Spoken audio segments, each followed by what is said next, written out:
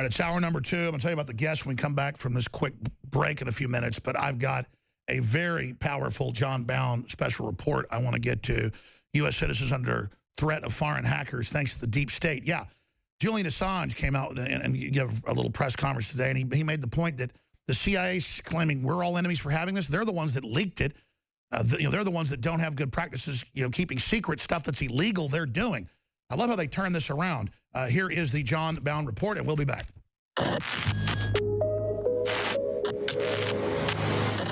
It's an atomic bomb of public information, the first in a WikiLeaks data dump of the largest ever publication of confidential CIA documents dubbed Vault 7 by WikiLeaks. The first chunk of the series, gleaned from the ultra-secure CIA Center for Cyber Intelligence in Langley, Virginia, is 8,761 documents, known to the CIA as Year Zero. The gravity of the situation is monumental. As WikiLeaks writes, recently the CIA lost control of the majority of its hacking arsenal. The archive appears to have been circulated among former U.S. government hackers and contractors in an unauthorized manner, one of whom has provided WikiLeaks with portions of the archive. Year Zero introduces the scope and direction of the CIA's global covert hacking program, its malware arsenal, and dozens of zero-day weaponized exploits against a wide range of U.S. and European company products, including Apple's iPhone,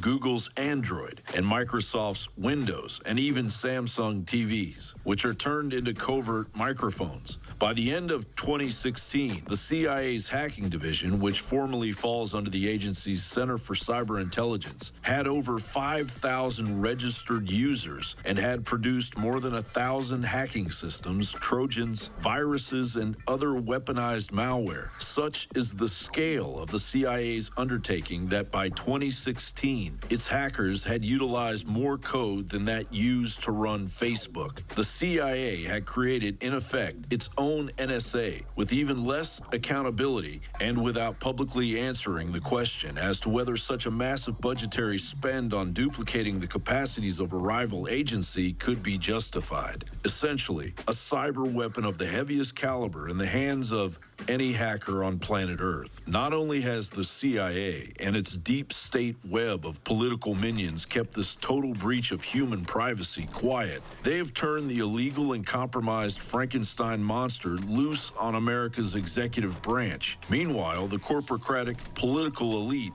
knowingly carried on with the charade that the CIA had proof the Russians were colluding with President Donald Trump, knowing full well that the deep state could counterfeit any trace of hacking, and in turn blaming it on rogue actors to support a seditious coup of the President of the United States. Because of the seriousness of the accusations involved on all sides of this issue, I want to make sure that we hold as many of these hearings out in public so that the American people and all of you can attend and report on. This is an initial list, but we have Director Comey of the FBI, Director Rogers of the NSA, former Director Brennan from CIA, former Director Clapper, Ms. Yates, former Acting Attorney General. What they're interested in is warning the American public and the world that the so-called smart appliances, let's say a phone, smart TV, Samsung, Sony, even your smart car, is totally vulnerable to the NSA and in particular the CIA. Now, the NSA always had the mandate for cyber command and cyber warfare. The individual and the institution that never had the command or the mandate was the CIA. It has to release its mandate or it will be prosecuted for crimes against the state. And it has already committed crimes against the state. Maybe now, as the intelligence community and the Schumers, Feinsteins, and Pelosi's in the corrupt D.C. bubble are rightfully questioned due to this massive attack on the Bill of Rights, they will come to feel the persuasive presence of Providence protecting these United States of America. President Trump, the swamp appears to be draining itself. Godspeed, Commander, and God bless America. John Bound for Infowars.com.